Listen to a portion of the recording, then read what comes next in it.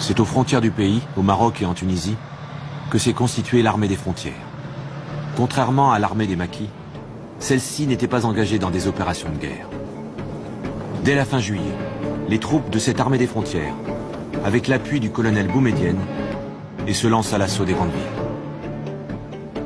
Divergence politique entre le GPRA, le gouvernement provisoire de Benredda, qui conduit alors les négociations pour la paix, et l'état-major de l'armée des frontières en Tunisie. Cette armée, que dirige un état-major général sous les ordres du colonel Boumedienne, est forte de 60 000 hommes. Lourdement armée, fortement politisée, elle attend son heure. Cette armée est très opposée aux négociations de paix par peur d'en être exclue. Officier formé au Caire, fortement influencé par Nasser, le colonel Ouari Boumedienne n'est pas suffisamment connu dans la société algérienne. Il recherche des appuis politiques auprès des chefs historiques de l'insurrection algérienne, toujours emprisonnés en France. Ils avaient envoyé Bouteflika pour recruter un historique. Ils voulaient d'abord convaincre Boudiaf de les rejoindre, mais Boudiaf leur a dit qu'est-ce que c'est que cette initiative que vous prenez au moment des élections, vous divisez le pays, au moment où il fallait être sur une position de force dans la négociation. Il a été très dur à l'égard de l'état-major. Donc, out. Bouteflika a éliminé Boudiaf et ils se sont rabattus sur Ben Bella.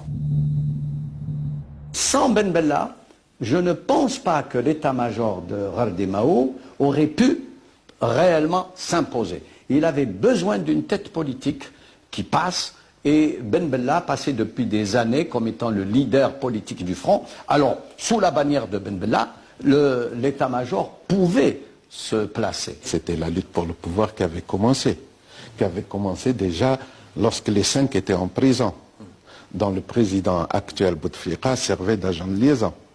Il a été vendre un coup d'État, Boudiaf l'a refusé.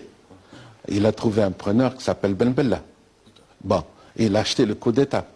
On connaît la suite. À l'époque, Ben Bella, il n'a rien compris dans la situation. Il veut le pouvoir, il puisse s'arrêter là.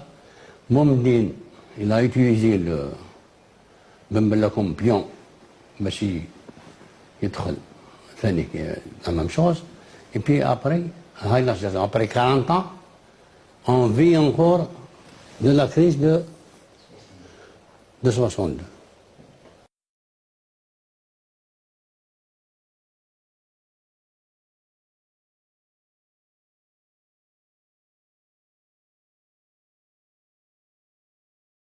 والعقيد بومدين وزيرا للدفاع ونائبا لمجلس الوزراء. En plus de la défense territoriale, notre armée aura une mission à accomplir, c'est-à-dire la participation effective à la construction de notre pays. L'Algérie, à cette époque-là, à ce moment précis, avait besoin d'une équipe d'hommes qui connaissent la réalité, qui n'a pas été déphasée, donc n'a pas été éloignée du terrain du combat, qui connu une certaine continuité dans l'action. Une équipe qui était en mesure de dire non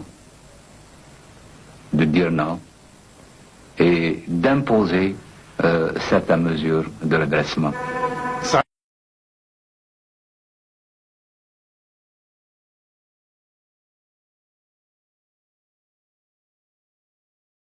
يعني في النهاية أن الجيش الذي جاء هو جيش الحدود، والجيش الذي انتصر على المجاهدين، على جيش المجاهدين، هو جيش الحدود.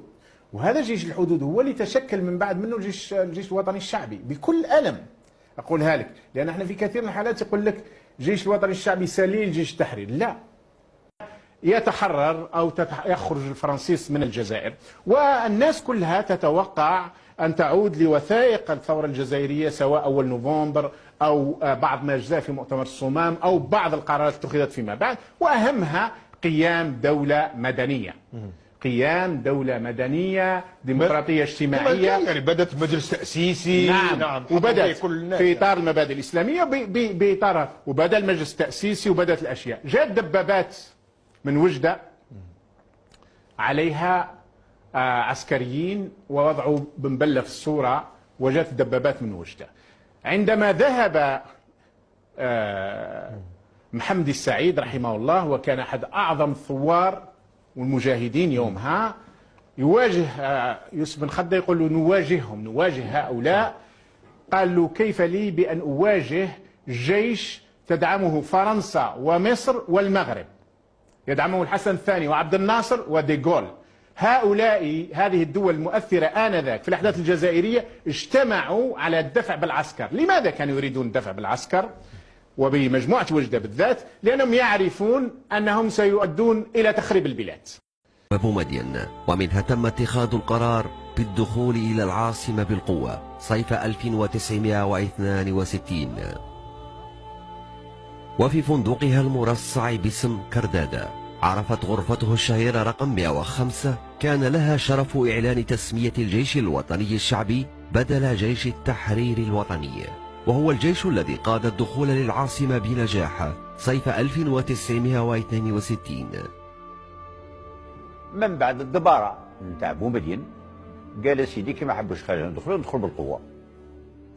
هذا اللي خلى وأن سي بومدين جاء البوسعادة وقنع سي محمد الشعباني بالجيش نتاعو، قال له باش نهجموا على العاصمة وندخلوا. وجانا السي الخضر بوروقع هم مازال حي، وسي محمد برواقية هم مازالوا حي في برازة.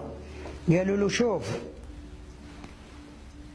هو محمد برواقية كوموندات تاع، قالوا له تعيا تندم سي محمد وراك تشوف النتائج. اكيد تحطمونا، ولكن والله غير هذو اللي يذبحوا.